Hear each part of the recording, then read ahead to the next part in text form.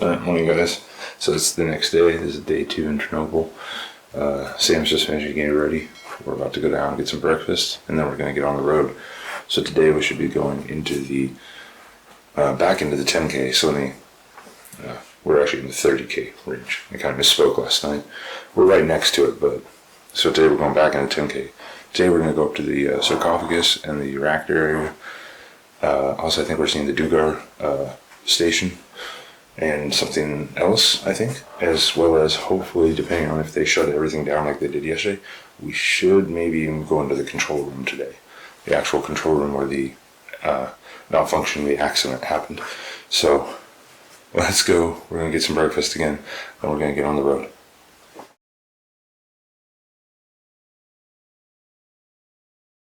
So the fish farm, and then some tests were made here. It was functioning almost until 2000, and was closed as many facilities. Many facilities were closed around 2000 because of lack of financial support in this area, because last reactor was working until 15th of December 2000. Yeah, so like more life going on here almost until 2000. But yeah, later everything stopped, and many different tests, long-time experiments were never finished, and we don't have the full results. Because when you do something with radioactivity, you can do the test for like half a year or a year and then tell, okay, it's fine or not. Usually it's a lot of generations has passed, and only then you could see the actual influence. And maybe they don't want to give the results. Maybe.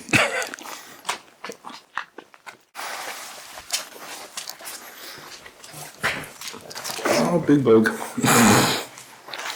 Yes, so here's plastic egg being spilled in after the accident. Yes, so it can be washed. Yeah, it's always rolled on the edges and stuff. Yeah, okay.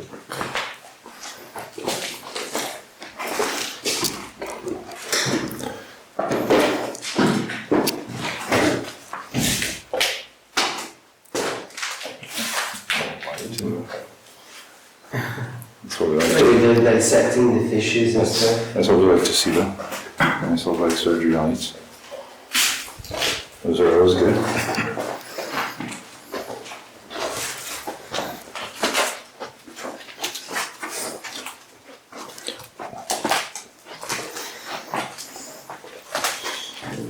Someone's been drinking back here.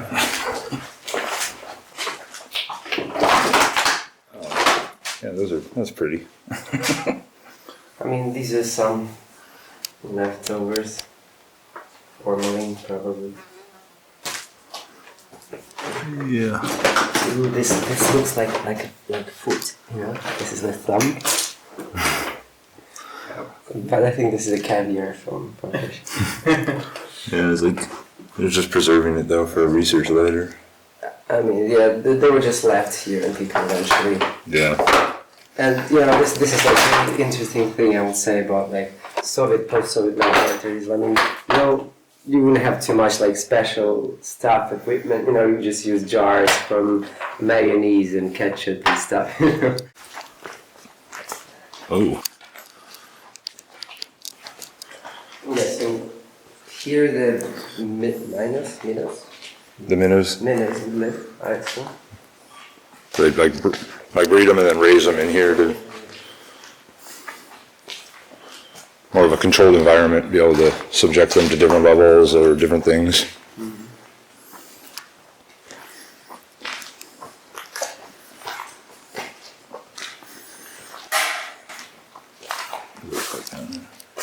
Just a bunch of leaves.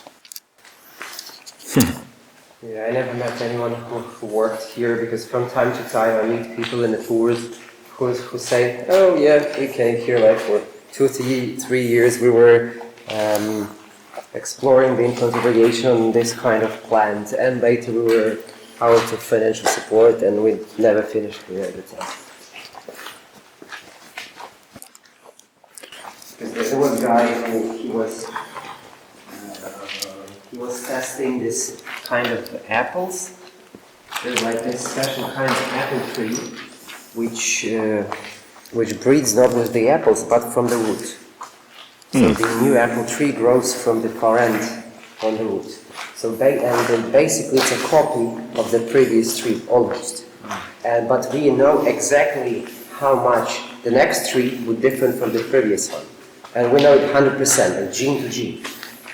So the thing they were checking if this next tree isn't more different than it's supposed to be from the original parent tree. But they never finished it fully. Another guy who was checking very popular type of grass which was growing around the whole Soviet Union, and here we had only one species. But because liquidators were coming from all over the Soviet Union, they brought all the kinds of that grass here.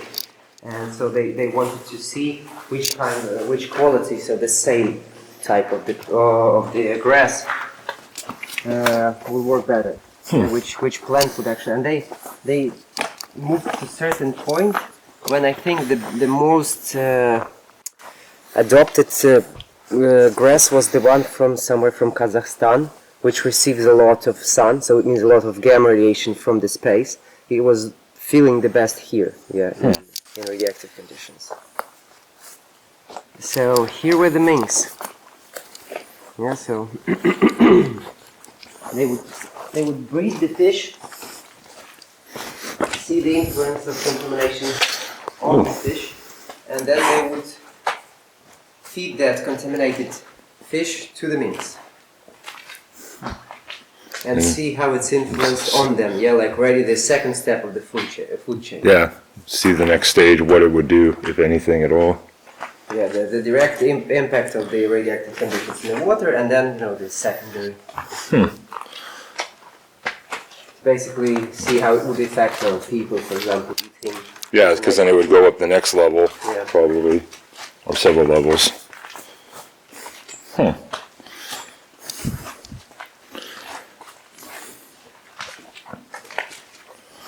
There's a lot of cages in here.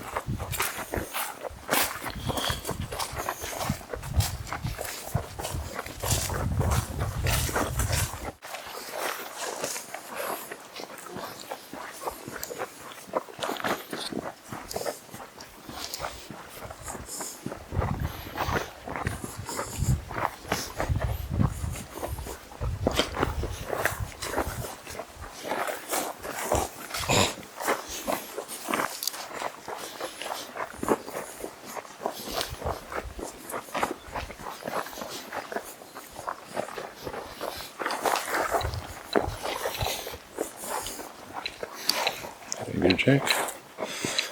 1.17.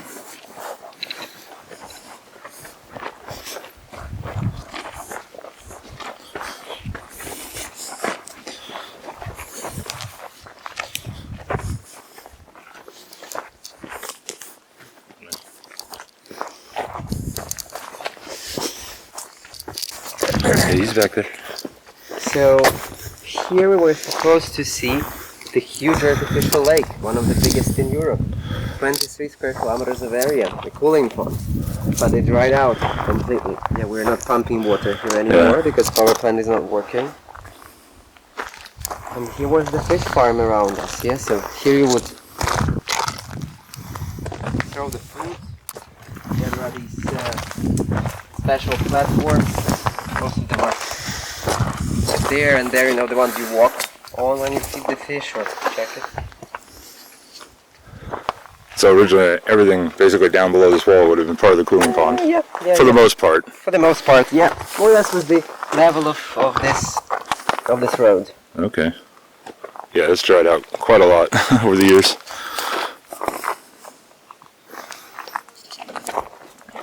So water enters the pond a bit more on the right. Then this thing is very important, yeah, because if there would be no this separator, what would go directly left and to the power plant? It wouldn't cool down enough. So this separator goes almost to the very end, so the water makes a very, very big circle until it goes back into the power plant, and this was enough to cool down first 4 reactors. Yeah, for each new reactor, we would have to build a cooling tower. Yeah, so we can see the top of the cooling tower for unit number 5. It's unfinished. It's around 90 meters high right now. It would be higher. It would be higher and wider on the top. Yeah, so cooling tower is the facility to cool down the water. Yeah, it doesn't produce any contamination or something. Yeah, it's not smoking, not smoke going from the top. Usually you see it's steam. Yeah, it's just hot water evaporating. So the thing is that you pump the water to the top inside, you spray it on top. It should be like a sprinkle system. And while it's falling down, it's cooling down. It extra cools down on a radiator plates near the bottom, and then drops into the pool on the bottom. And then it's pretty cool water, and you pump it out back into the cooling pond. This is the most efficient way to cool down big amounts of water in the world. There is nothing better you can do. You don't need any refrigeration system, you don't need any ventilation system. Everything is done by itself. It's just because of the circulation of the air. And that's it. Yeah, you just pump the water to the top. This is all what you do.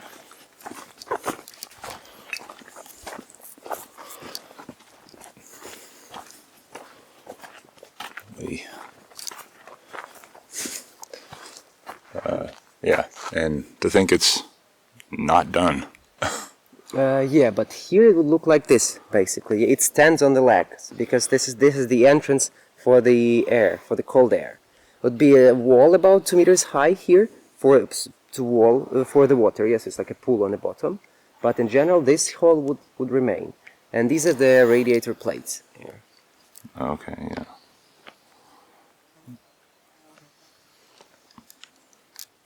Yeah, and yeah, we can go inside, Yeah, but yeah, don't like, film me there.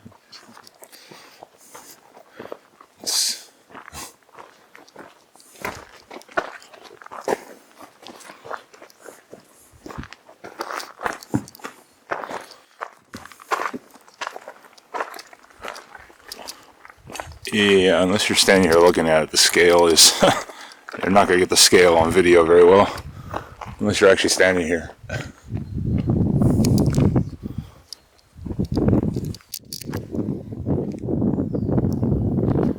Eventually these plates will be covering the whole area. And the sprinkle system on the top here, which is still finishing. This is the ventilation plates.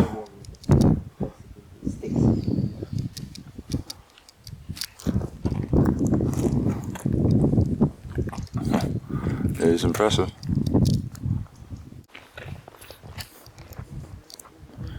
It's usually when we measured radiation, the dust was somewhere deeper in the soil, 30-40 centimeters. Here in the center, it's just on the concrete.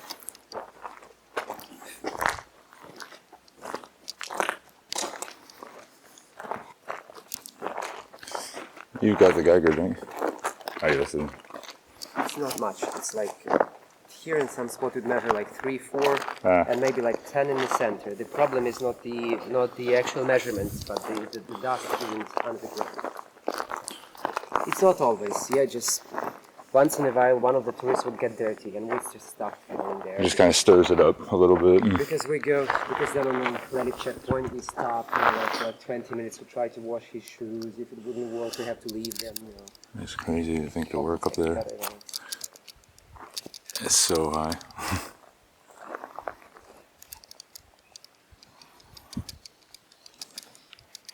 Okay, so this is the graffiti made from a photo. Photo was made by Igor Kostin. He was one of the first photographers here at the place of the accident. He made a lot of interesting pictures, and this is very popular. This is the surgeon after the heavy surgery. He's actually just sitting on a bench in a hospital. But this central part, his face is used for graffiti in the memory of Igor Kostin, who died definitely quicker than he's supposed to, because he received a lot of radiation.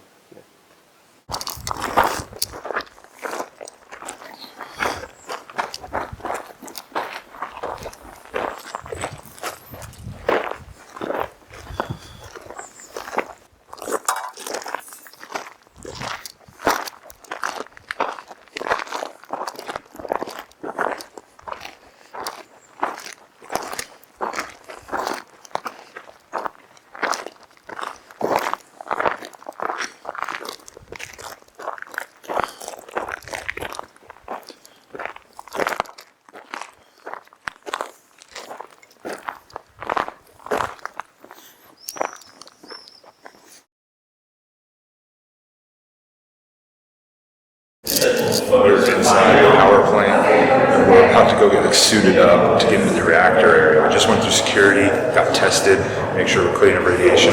So we're going inside. Let's go. We're getting a little history lesson right now, so it's really cool. Let's try to listen in. We've got two such facilities. So a few words about installation like this. So installation like this stands everywhere. When you come from more contaminated area to less contaminated area, so theoretically there is less, well, more contaminated, sorry, and there it is less contaminated area. So these installations for measuring beta particles. Beta particles is something like this surface contamination, like radioactive dust or some particles that stays at the surface of your uniform, or better if it is uniform, or some clothes, or something worse if it isn't yours. You can put a key and you can leave it for a week, for a month, for a few years. And here are lots of equipment without reactor cores, without turbines, lots and lots of special equipment. So here also pictures, videos as you wish, but please don't pick up the receivers, because even now they have a straight connection with our director-in-chief, main engineer, and that guys also don't like them. Now please try to find with your name, please, because if you want These all test different types of stuff. these those meters, Handheld meters, and more we have like self-devices, but these detect such low radiation levels that they're pretty much useless here, like completely useless. Joints or without welding. This wall together.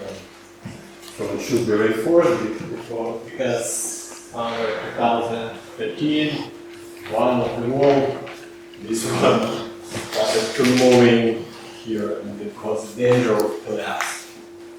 And of course, great amount of radiation will be released. But this is the central hole of the unit, I guess, number 3. But they are the same.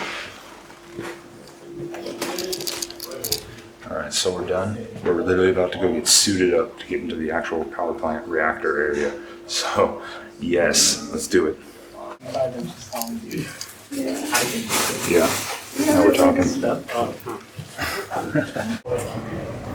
few words about why open hole. This is the hall into the reactor. We just crossed the little sky bridge. And we're now going into the actual power plant reactor zone, almost into the sarcophagus area. And it's so great. Yeah, we're gonna see you can see a little bit higher radiation now, but looking good. Sam is looking snazzy too. At the moment of disaster, workers on the unit, difficult to get rid of that contamination. So, except cutting. So, some parts of this, some are 5, some are 10 centimeters on the surfaces should be cutted, then covered with the fresh concrete. After that, covered with these panels to make the process of decontamination easier. I don't know why you're so cranky. I'm wearing it too. Okay, Eric Fisher. Yeah, but that's perfect size for you. They also gave us at the entrance another thing to measure radiation. They're even going to give us the results at the end, and now we have a third one, just in case. So we're making our way further into the power plant reactor area.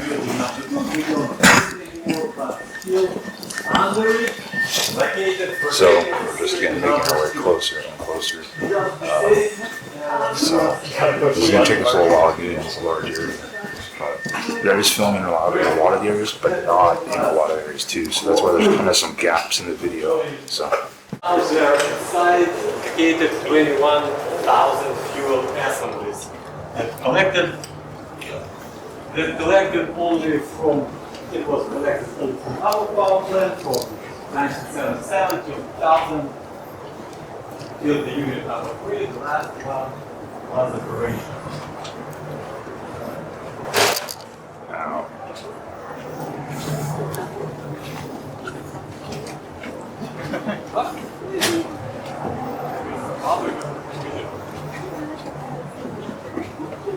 I like seeing the number. So She wrote 8 microsieverts on it.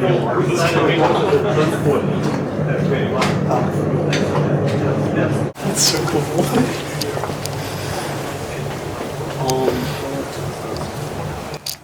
Stuff is the computer that administers like safety systems regarding the reactor. Whoa. Holy shit. Whoa. The tapes. Oh my god. We can photograph Sal? Yes! You can go anywhere, touch and press all the buttons. You're not kidding. He just started clicking. Wait. All this equipment, of course, out of water. So it's like a huge, it used to be like a huge computer Yeah. to control Pretty much. reactor cores of the unit number 3 and 4. The same was, well, the units number 1 and 2. By the way, total capacity of all these computers used to be 800 kilobytes. Monsters. But for that time it was good enough. So, just a few words about this thing. So, information from the detectors that were located inside the reactor core.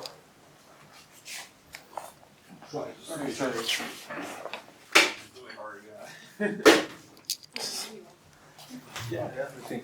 So information from the detectors that located inside the reactor core first came here. Which kind of information? Like temperature of the water, temperature of the steam, density of the steam, and first of all, the main, it's reactivity. But information came here for a very long time, for about 18 seconds. It shouldn't be like that, especially for the nuclear industry. Here everything could be changed just in seconds. So that is why not very reliable system. This is so cool. So this helped control like the old reactor 2 and 3 apparently. Way back in the day, like this is the old systems. Yeah, this stuff is crazy. What little it did for how much it took. But it was effective for that day and age, so.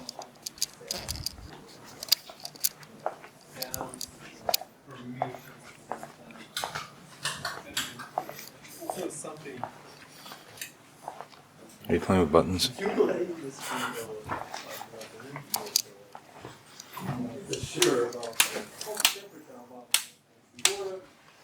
Places here. Control room number 3, because there all the equipment, all the buttons, all these places. In the control room, of course, it would be more interesting, but there all the equipment almost totally dismantled and replaced. It is scattered in some places and a little bit contaminated. So better not to stay there for a long time. And here it is more interesting. So please, words This about is so cool though. reactor. So RBMK-1000. RBMK, it is in Russian, реактор большой мощности канальный, in English, boiling type, graphite moderated reactor of huge capacity of 1000 megawatts. So this panel constantly in operation, that one in case of something. There's so many buttons and switches in here. It'd be so easy to get lost. Yellow And you've got this info panel. Control boards. First class. So, for It's just example, so much. the biggest amount of the reactor cores now it's water-watering type of reactors. So you load it with the fuel, and for 3 or 4 years it works. After that, it should be stopped to change the fuel to maybe something. And so for 3 or half a year or 6 months, reactor will be stopped. Here, theoretically, I don't know how anyone kept control of this. I mean, God. we shouldn't stop it. Of course, So well, much. it is loaded also with the fuel, working programs for about 3 or 4 years also, it depends It's just so cool. It's in still such good shape, But and that some of it still powers on. this type of reactor could work all Obviously, the time. don't touch anything, preferably, It but keeps running, some of it still producing powers on, so that's really cool. Heat, it produces steam, because reactor by itself won't produce electricity produced by turbine generators. 3 nuclear power plants with such type of reactor still operational because of electricity, but as far as I'm concerned, I think that because of that military plutonium, because they got it for free. If you Homemade. so Homemade, yeah. Homemade. well, few words about that night. If it is interesting, if it's not, well, It's interesting. I'll try to explain, but I should warn you that this is my point of view. My father also worked at this power plant more than 25 years. I asked him several times. So first I asked him to make, because I also wanted to work here, always, but I wanted to work at the working power plant. My father told me all the time, find a normal job here, not here, this swamp, don't go there, please, son. But still I'm, please, crying. So, this is the drawing of the unit. Reactor core, so this is upper biological protection, lower protection from the sides. Main These are all circuit filled with water. is the pipelines here. All this is water. We're about to go in the, apparently go in the reactor here in a few minutes. And we have a 5-minute maximum limit we can be in there because the radiation is so much higher in this control room. So I think our sensors are going to start going off probably. So that's going to be fun. Okay, watch your step, careful. Oh, yes. Careful, please, no problems, no windows.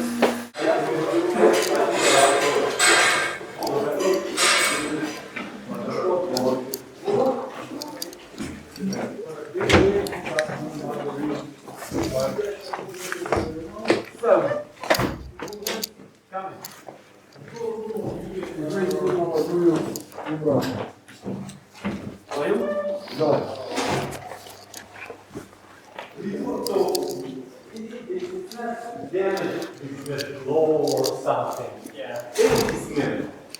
Before it looked even better than the control room of unit number 3. But it was dismantled some 10 years ago, a little bit more. Here all the equipment was on exposition and everything. These panels, they were covered only with the plastic. And that's it. This wall wasn't here before, we constructed wall, so this room wasn't closed, so everybody could get in, switch on or switch off something. But of course, everything was out of order, don't work, because nothing to operate with this control room. Wow. So in that position and there, this equipment was captured. And our directors wanted to dismantle it at all because they said that this is a bad place, bad karma in here, and everything happened here. And they wanted to dismantle it totally. Somehow, when we talked, well, not me, but to show you this for a few seconds. So first, we remove the memorial to Valeria issue. He was the senior operator of the main circulation plant.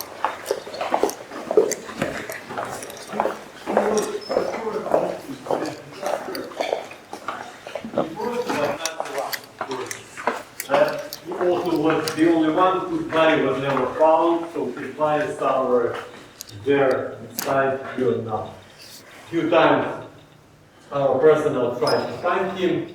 First time it was just right after the disaster.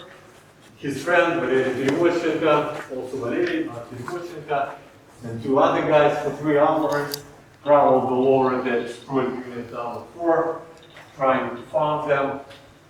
That it wasn't successful, they didn't find him, but got enormous doses of radiation by themselves. Soon after that, somebody in 2 weeks, someone 3 weeks. They dropped without any human mass. Because no time to search for him.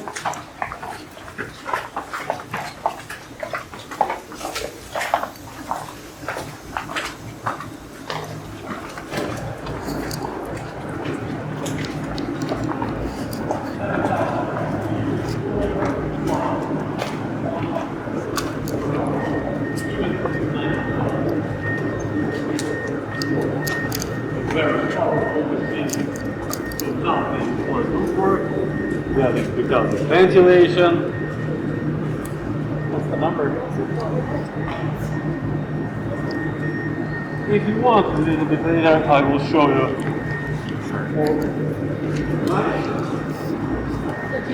My phone cannot do pictures of this light, so it's still yours. Okay, let's go. So, 4 pumps located here, 4 pumps located there. Between them, located reactor core. But we are now at 12.5 meters above the ground. Okay, reactor core. It is dark in here. Oh, that's all right. I don't have a light on me, so it is what it is. So, detector located there. While that the more dangerous, everything already happened.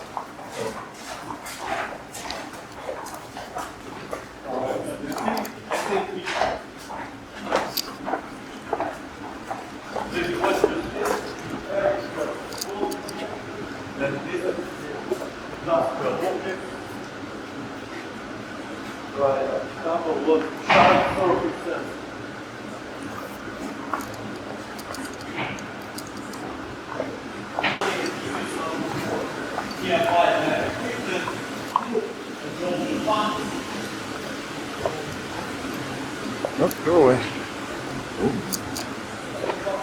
Stay alive in that condition. Of course, I guess. Just this little side door here.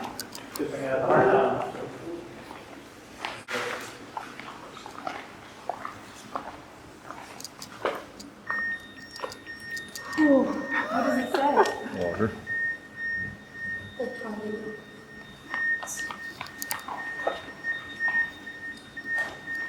What is that? It's the like drainage drain because the surfaces should be washed and the water should go there. Under it, more located the same. Under it, the same. And it goes down, down, down. There. Hot spot. Okay, let's go there. Hot spot. We should visit the last point. This is really interesting. There.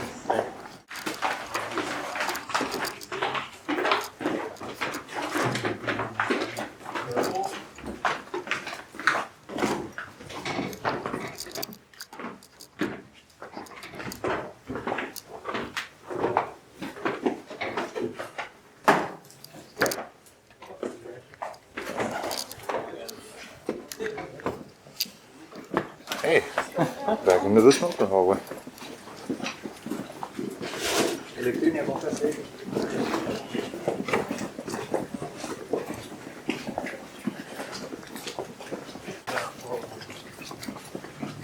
And I want to show you the other place, the reaction room.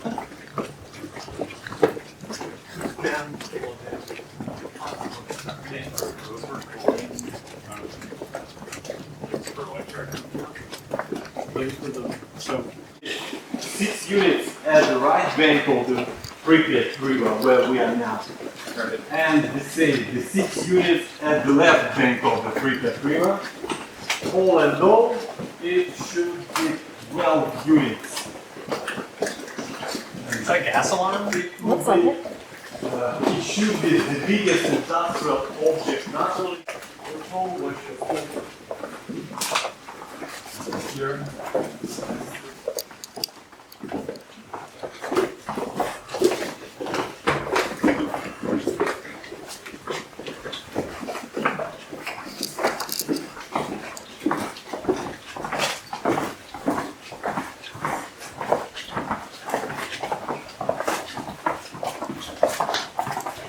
That's a bat.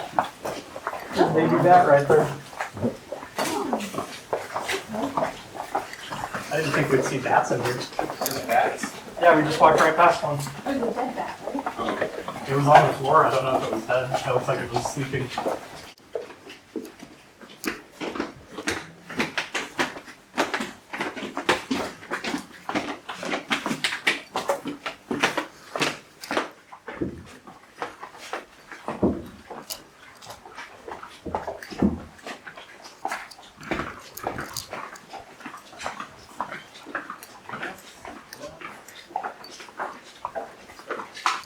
Mask on. And gloves.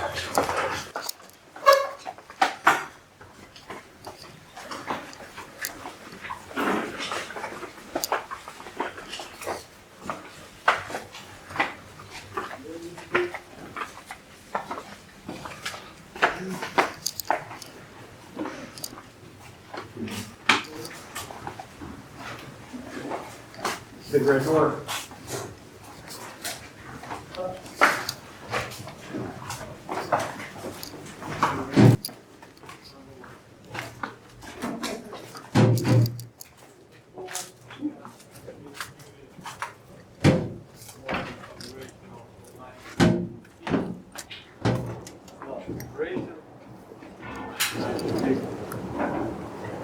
No people in here. Of course, yeah, very big.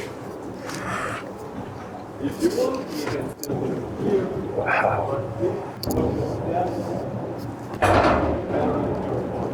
So this upper plate, the biological protection is huge. Wow.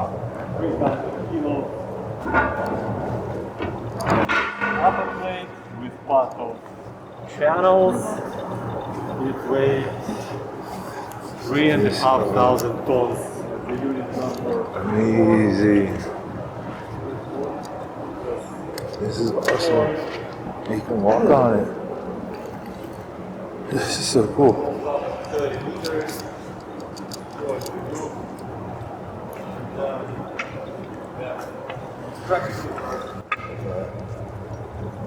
Straight up in it. We're straight on top of this stuff.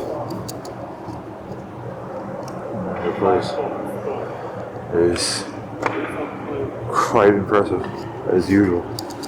Everything about this place is amazing, to say the least. The driver, the channel, under it located fireplace, channel 7 meters under, and below it 7 meters. Yeah. The rest under approximately 15 meters. Yeah, this is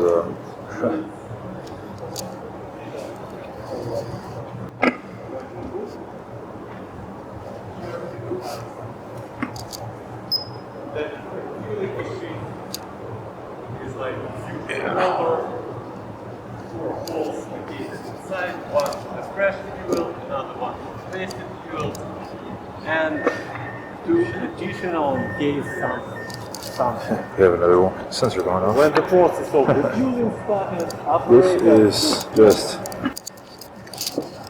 This is amazing. I really didn't expect it to be quite like this. So this is quite something. You're actually standing on top of like the cores. It's really nice. I like it a lot.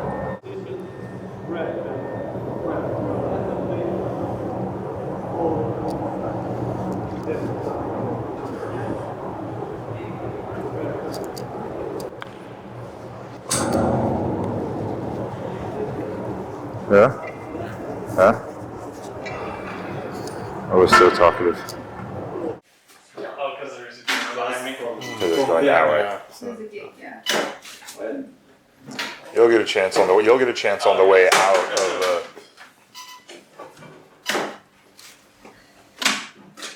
Oh, yes, you say. Take off your shoes. So take a seat. At least we're not on the mask anymore. It's nice. You can hear that Alan Turing Enigma machine go. I'd love to hear that noise in person.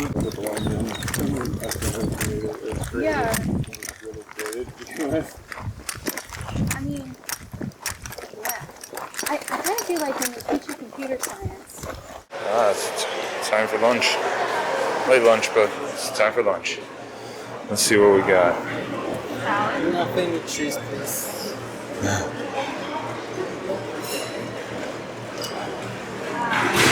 Just sit. Let's see what we got.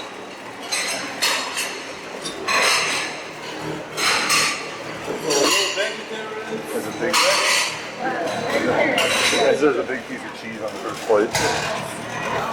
Yeah, you can take it. Okay. We're just going to skip ahead. We're meat eaters. Стоят здесь. Далее 5 человек. Вот это кто возьмет? Вы кушаете Ну, мясо? нет. Вы кушаете мясо? 4 или 5? Скажите, вот, пожалуйста. И вам сейчас поможет. Хорошо? И еще одного мяса. Сейчас мясо ложу, и вегетарианцам тоже ложу.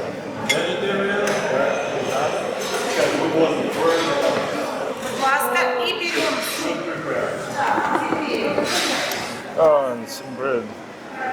We have just grab. Десерт. And that's sweet. One glass of juice, one glass of compote. Okay. That red one, that is tomato juice, and that made of berries. Okay. Don't know which. That works for me. I don't have good balance. I'm too short. No, this is getting heavy. I was like, oh my. So let's see, for lunch we have a mixture of coleslaw with cheese, a soup,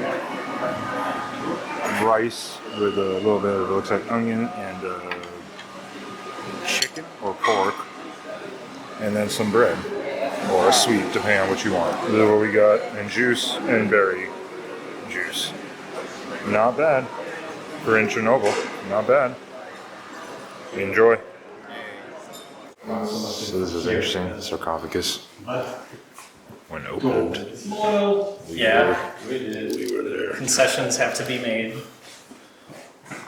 Like So- inside. Some That's control room. 7 or 8 years ago, here this part of the wall, quite a the display. white hole should be stabilized. That'd be the main reactor Stabilized.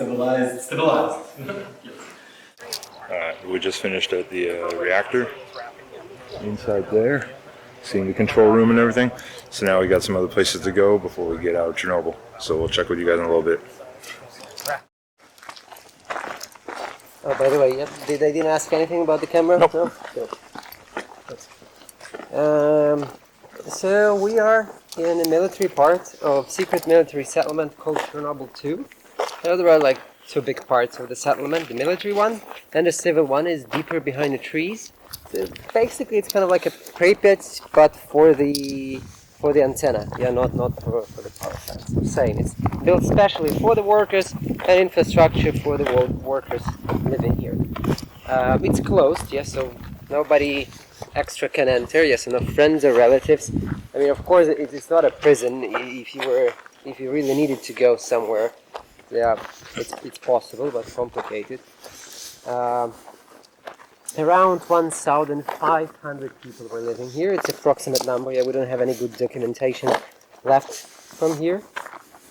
There's military administration on the left. A bit deeper behind the trees, there are barracks. It's hard to see from here. Yeah. Soon on the left we would see canteen, a tiny shop, some storage buildings also behind the trees on the right. This is almost it, yeah, for the military part. And civil part is basically small, normally functioning city. There is school, there is kindergarten, canteen, shop, tiny hospital, even a hotel for some important guests. Heating plant, firefighter station. Tiny town.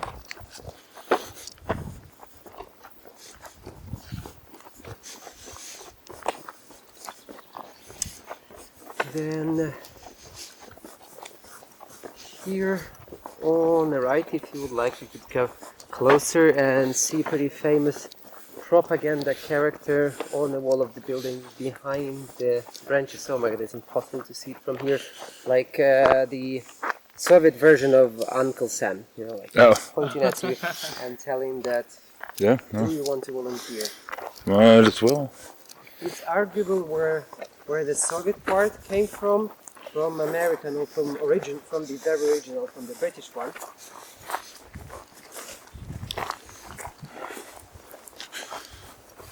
Follow the trail. Yeah, this is the Red Army soldier pointing at you and telling, did you volunteer? Oh, yeah.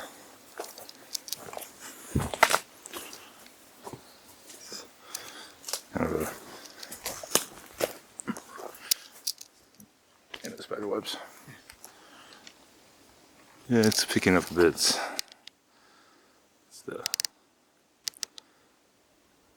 There we go, that's a little better.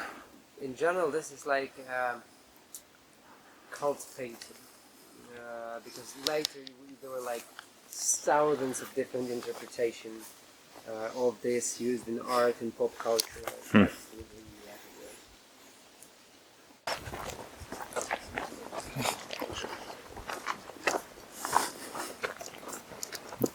Oh, hood right.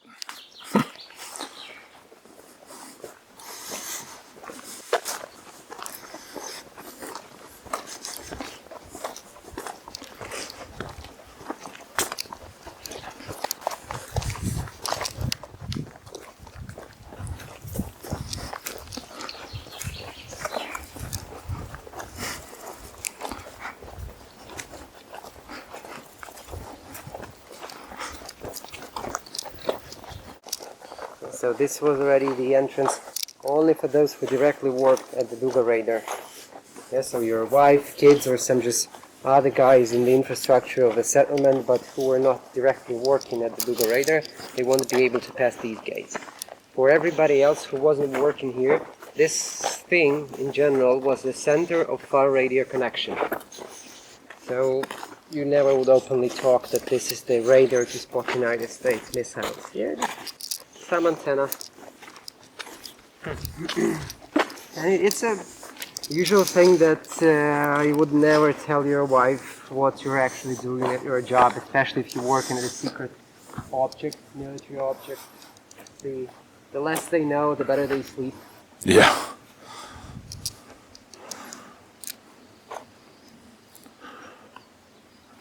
It's...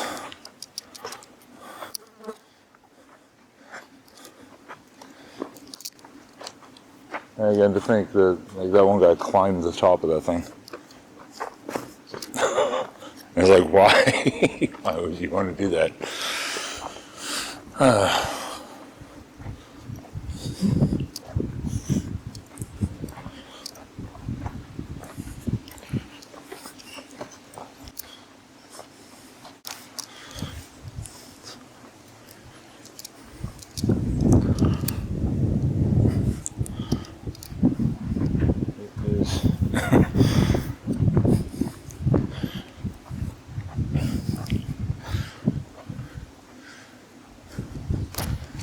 Quite a structure.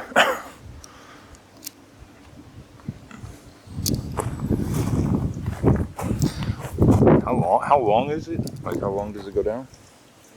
It's 150 meters high and 500 meters long, and after it, right away, there is a high frequency part, because this one is for low frequency. It's 95 meters high to 150 meters long. So together, 750 meter long iron wall in the middle of the forest. And not easy to hide it. No.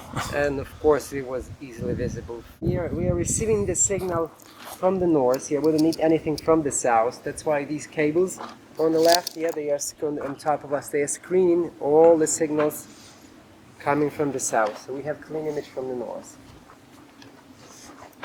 We are sending and receiving signal over the North Pole.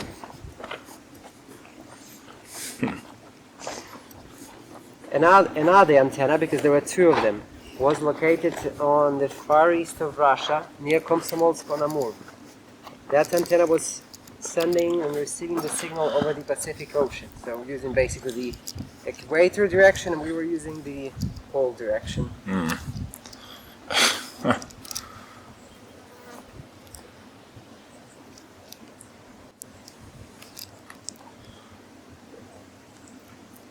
Yeah, it's. Yeah, you would never get away with building anything like this. This was the abandoned kids summer camp. On the map, it is shown as the abandoned pioneer camp.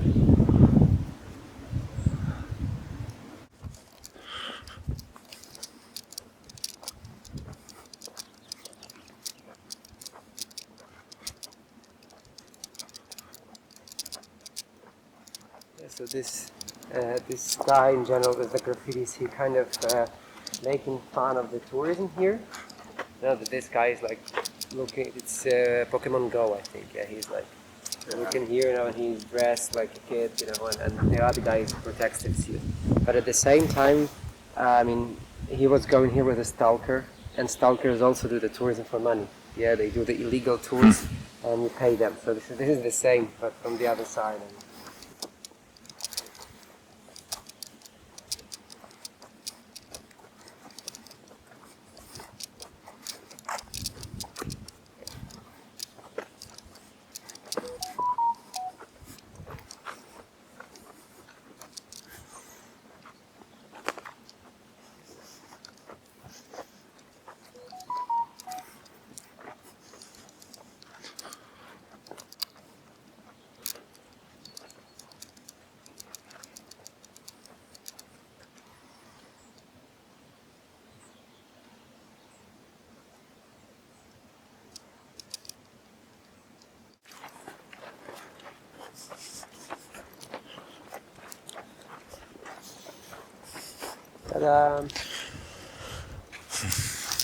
Yeah, they're partially looted and taken down.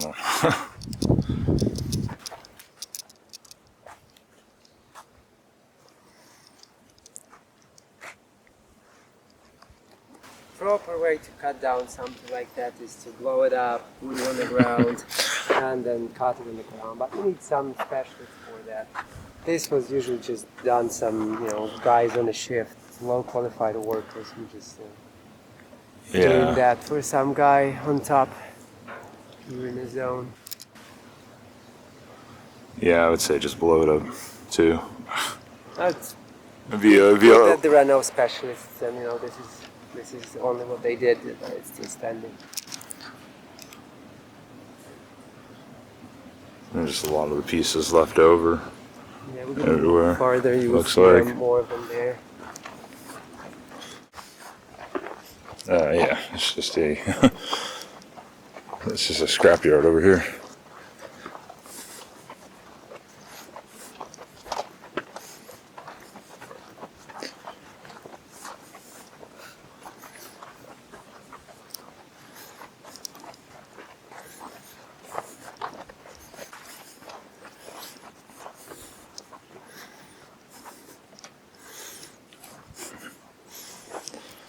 Yeah.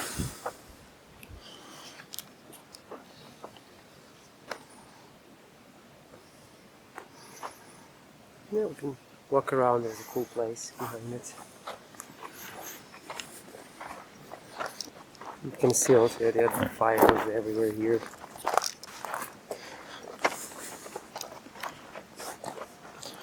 Yeah.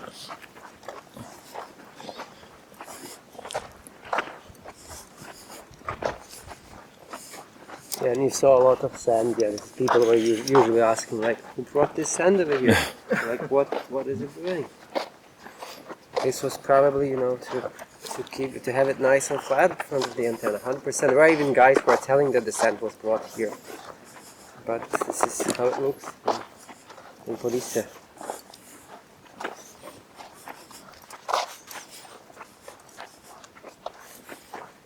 Yeah, these guys are okay.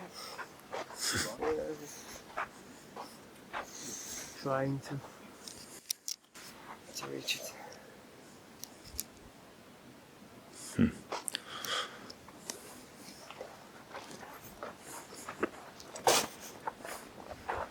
So the complicated thing about this is that you have to make the whole surface of this antenna work as the one. So you have to retune each signal, each piece which comes to your computer eventually to make it transmit the same signal, exactly the same as it receives, and to make it transmit exactly the same, and make it receive it the same with the whole area. So there were like big rooms in the back just with the plates which could actually change the signal. So right now we would do it like a program way, but back then it was still like a piece of the equipment basically, which was programmed to work with a certain type of signal. And also like sun starts to heat it heats unevenly, and also like tiny bit difference, with the conduction of the electricity, so it's complicated. And actually the bigger it is, the better it is. Yeah, so the wider you make it, the higher you make it, the higher accuracy you get. So an original idea was to build something even much bigger at Kamchatka. But it was abandoned because it was hard to get a stable amount of electricity to Kamchatka, so it had to be probably all the time on the generators, which is complicated, very expensive. And then the idea about two smaller ones came, and also face in different directions, because there was a fear in the beginning that if the missile would fly directly at the antenna, there might be a long time until it would finally see it, because it's a small surface. So they decided to build two, so you definitely, one of them would see the antenna, the rocket from the side.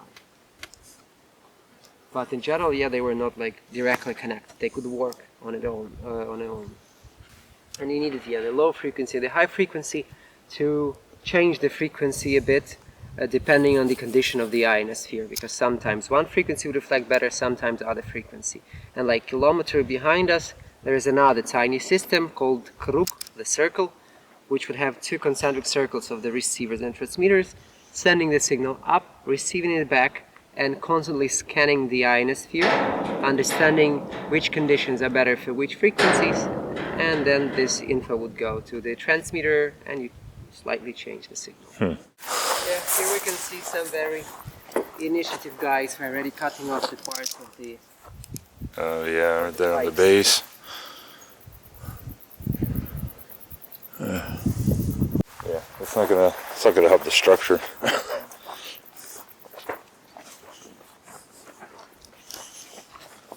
Now here they were a bit picky, yeah, only nice thick pipes, no like things like that, then aluminium, copper, extensive radio detail.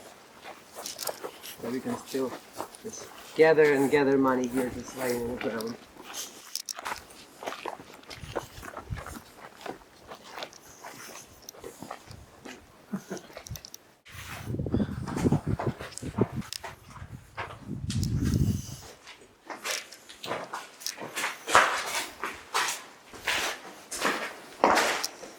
.750 length of the corridor. Here's the ventilation. These ventilation, like engines on top, and pump the air in many places. Yeah, every like 10 meters, because we a lot of heat there. Yeah. Yes, it's big antenna, still old machinery, so it's high voltage and a lot of heat from cables.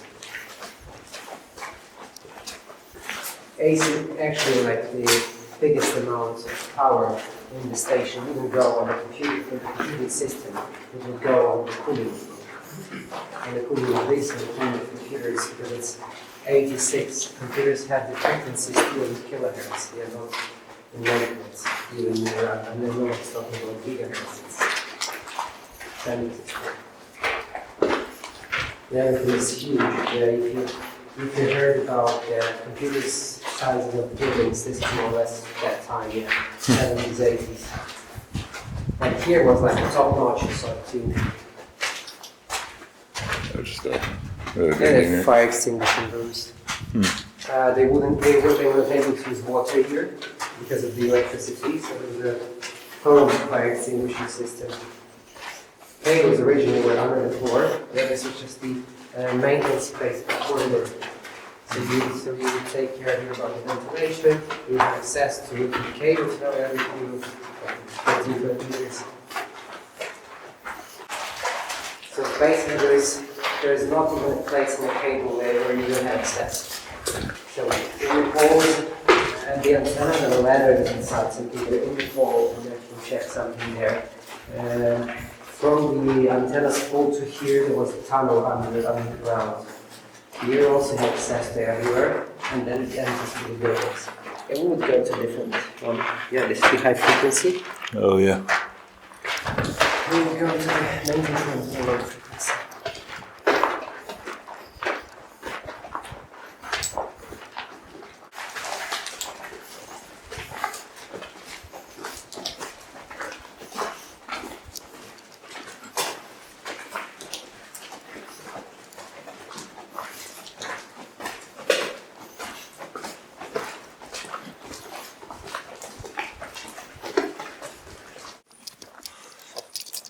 Main control building for the frequencies.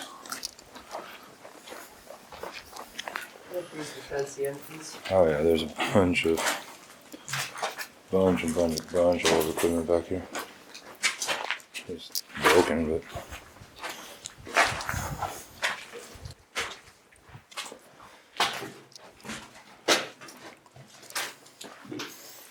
it's cool in here, but it smells of mold.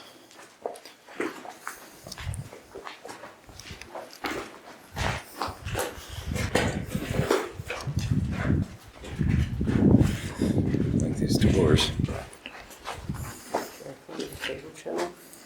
Okay. Go here.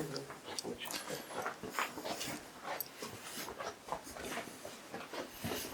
is so this was filled with cables, of course. It was spread either under the floor or depending on Yeah, a bunch more we'll get them. channels. We'll take a look there.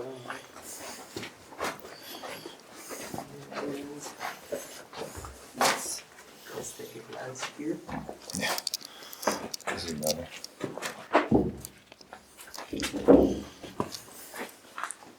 As you can see. Yeah, you can see that the workers have to eat. Mirrors. Back of the TV.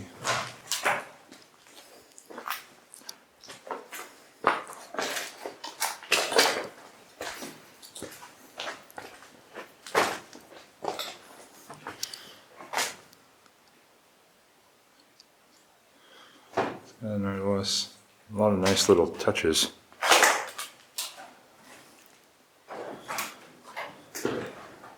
Especially the murals.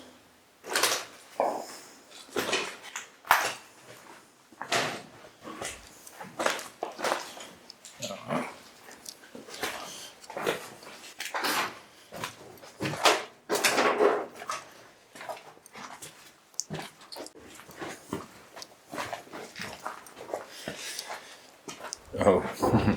So here were the switches. Basically, you have the main electricity supply would come here and distribute it on the building.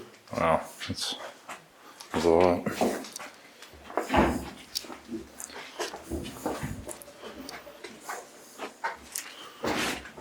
Yeah. Here already were more copper. So more money. Everything got stripped out easily. There was a big transformer on the right. Here was the oil cooling radiator.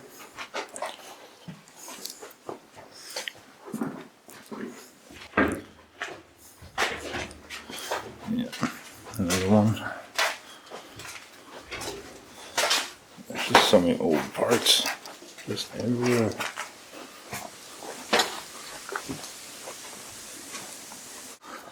That was the main control building.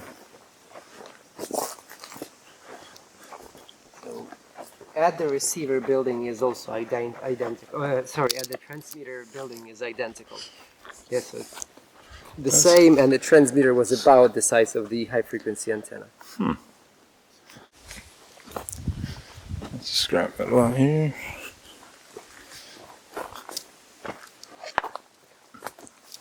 And a little pathway up here.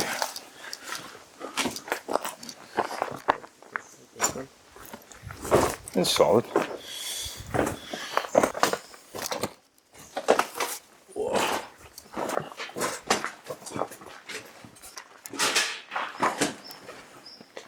So this is the big cooler.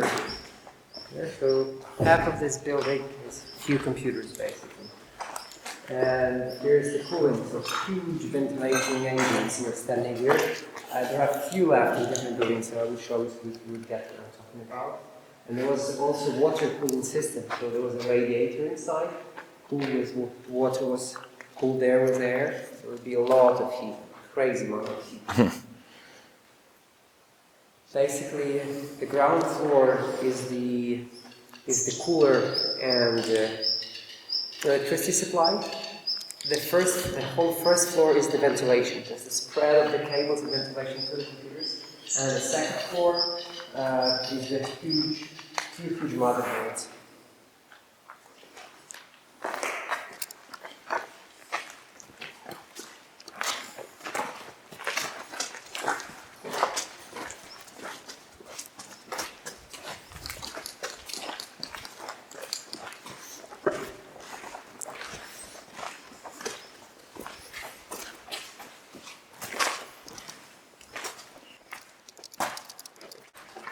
Here's the conspiracy theory for you. There are 8 lights over here. Yeah. And there are only 3 floors in this building. This is the civil elevator. There's a cargo elevator on the other side. Inside of it, there is a plate with the numbers. It has 8 buttons for 8 floors, and there are only 3 floors in this building. So they're thinking 5 underground. Nobody found the way down, and it looks like there is nothing like that. But it could be that in Soviet Union they just didn't have like a 3-floor thing. Yeah, they just had to get an 8 or something like that. So it could be like that. But yeah, there are 8 numbers inside. That is interesting. Let's go upstairs.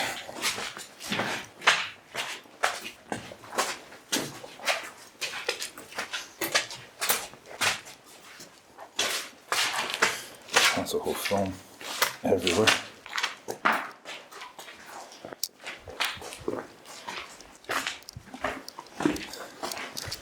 You heard it first, conspiracy theories. I like it.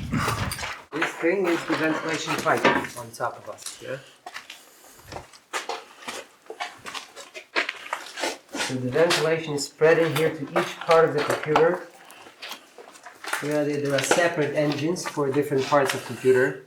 You have to extra push the air. And all the cables here were on these shelves. Yeah, Okay. see a lot of them. Yeah. All of that was aluminum.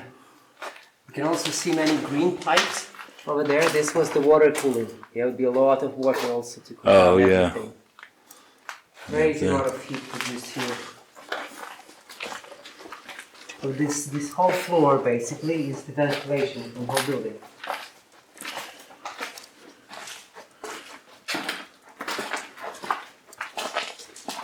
There's also left, there's farther right. Yeah, well, the old big computers throw off a lot of heat compared to Yes. the modern ones.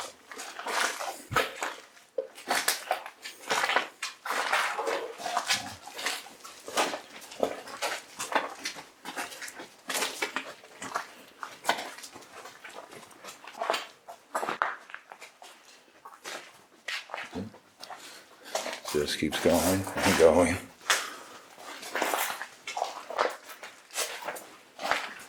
Yeah, this is not the wall yet. It's deeper than you see. Yes. It's actually basically the same room on the right, so you can see something. Yeah. Yeah. And there is the room to the left.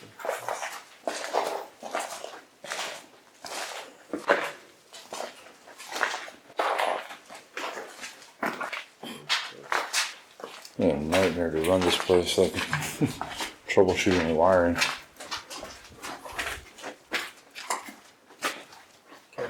Yep. Here is some more important room because this one was shielded with steel completely, so it's hermetic. Here we passed the sealed door, and here is steel everywhere. Before there are no windows also. Okay. And on top is the same. Yeah, so it's a more important part of computers here. Theoretically, this was the part of computers used for calibration. They would produce here the ideal signal and put it on the computer for the comparison with the reflection that they get from the receiver. Yeah, the receiver would send the signal, and here they would compute the same signal. And this had to be shielded from any electronic signals from outside to give you the ideal. This is probably what it is. Yeah, it's not 100%, but this is probably what it is. Let's see.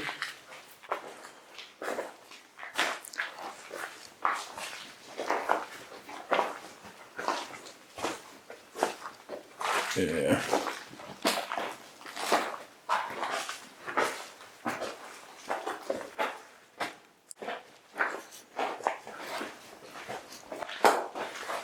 So, back in the days, we would use radioactive smoke detectors. We would have an ionizing element over there to use it to see if there is smoke or not. Right now we use optic, but back then it would be radioactive. Radioactives are still better, but they are very hard to utilize later, so we refuse to use them. It's tiny difference. It's better to use beta measurement here, but there is 14.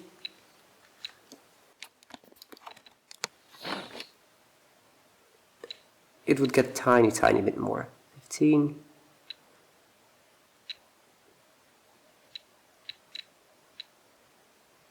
Slow. 16. You know, not much more than that. But under that cap, there is plutonium. Plutonium is mostly beta and alpha decaying. Yeah, so the gamma levels are not that high. If we remove that cap and use the beta dosimeter, you would see much higher levels. But it was doing the thing because it's supposed to just ionize the air, and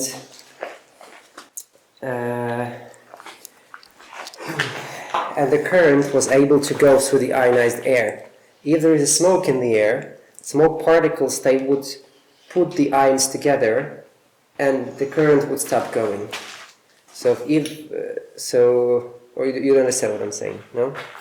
A little bit. But So current can go through the ionized air. Okay. It doesn't go through the usual air. Yeah. If there is high levels of radiation, there are ions appearing in the air, basically, and they are able to conduct electricity. Okay. If you have this ionizing source nearby, it means that you can conduct electricity in the air on small distances. So there is like one needle and the other needle, and the current is constantly going. If there is a dust particle getting there, the ions are sticking to the dust particle, and the current stops going, and then it signalizes that there is a smoke. And this is extremely precise, much more precise than to use optic ones. Because optic ones need to see that actually the visibility is getting worse, and you need much more, relatively much more smoke to see that. So we are leaving our precise room. okay. The seal doors. Go back in the room. And to the left. And top. Up.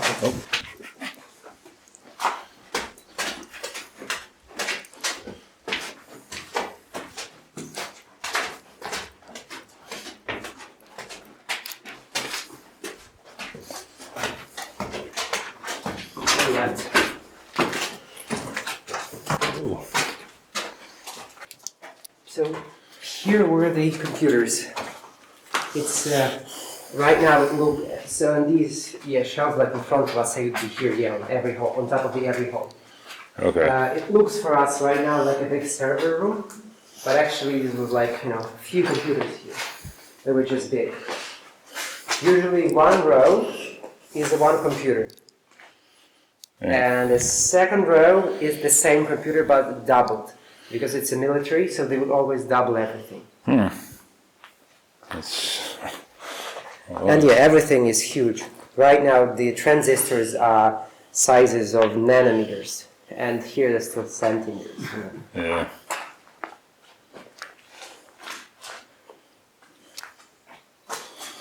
Yeah, bunch of old stuff.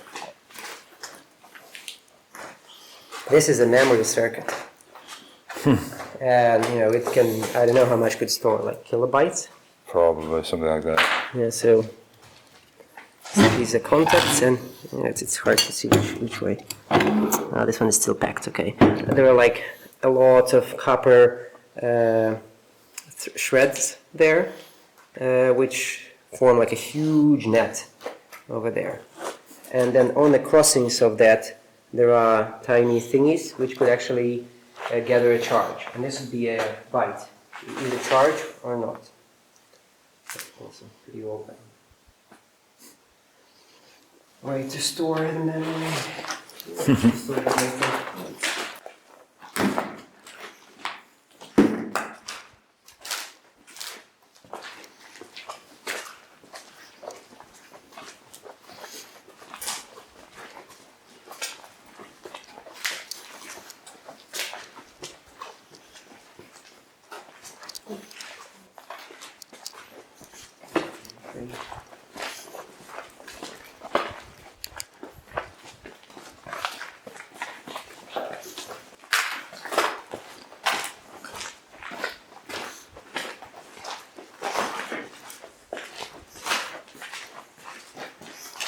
Here was probably the calibration room.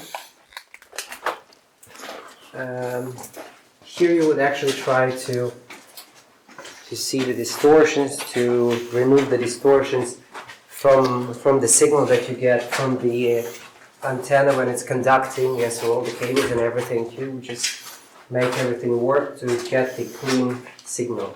Yeah, that's kind of cool. In the end. So here is your remote, which responds for each shelf over there.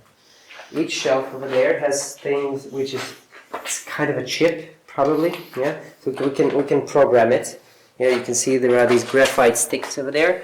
You put them here, and it is their 100, 100. So this is their handmade chip, basically. Then you put it on a shelf here, and it does a certain thing with the signal. It changes a bit. So you program tons of these. All over the place. Put it in the place. shelves. Yeah, they're all over the room. Everywhere. You put them in the shelves, and then you press a button, and you do a certain thing with the signal. You try to remove all the fluctuations, all the problems.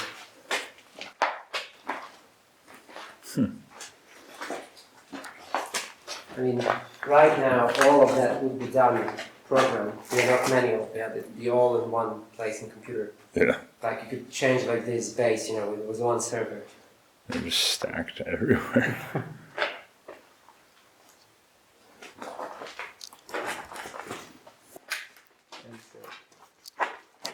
There's more.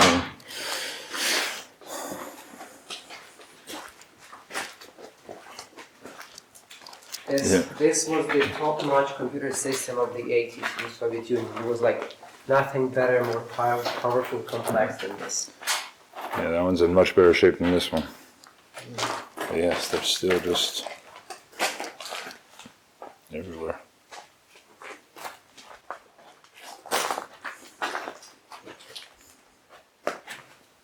Yeah.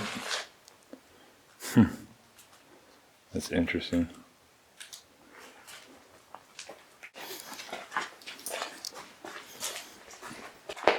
Alright, off to the main control room.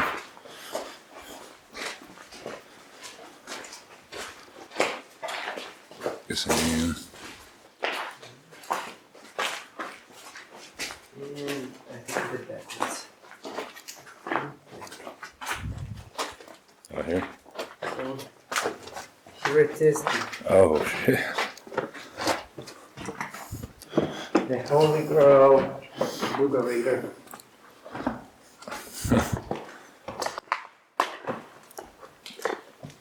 Yeah, I could tell this was quite a bit of a setup. Here you would finally understand how the nasty Americans shooting rockets at you or not. So there were no big screens at that time in front, so they were just basically like areas with the plastic signs and all that stating like that this is this kind of power, this kind of power, inside liberated like thousands of range, 500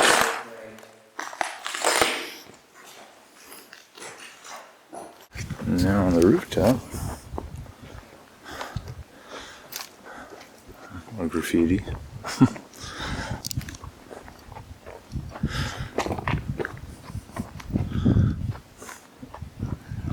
It's listening.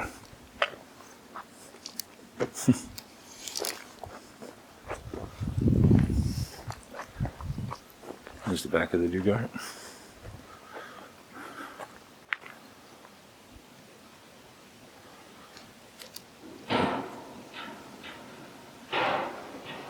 That's just like metal settling or falling off that thing. It's quite something. Alright, well that was it for the woodpecker and the main control building. So, yeah. So warm. Study. And this would just help them learn how to use all the systems to control Yeah, their here antenna. control elements, some signal basics, your frequency basics. Yeah, so they can help adjust that stuff as they learn later on. And on top you have different rockets here, American ones we're filming right now, the Titan, Minuteman, Poseidon and Polaris. There is the American system of the same on top, you have of the same principle. Yeah. ANF, FPS 85. There. Yeah. Also using the reflection from the ionosphere. That's interesting. A little study hall.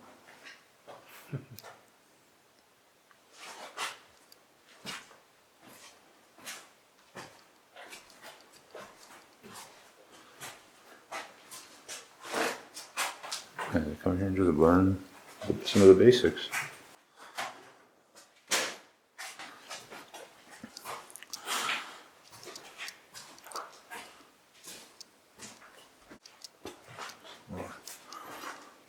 Little prints.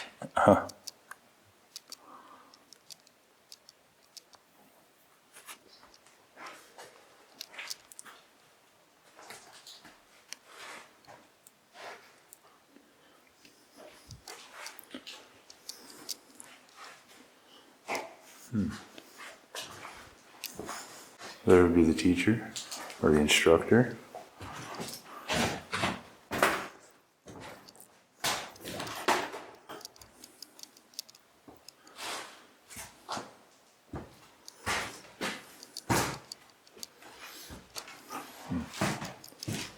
It's really interesting stuff.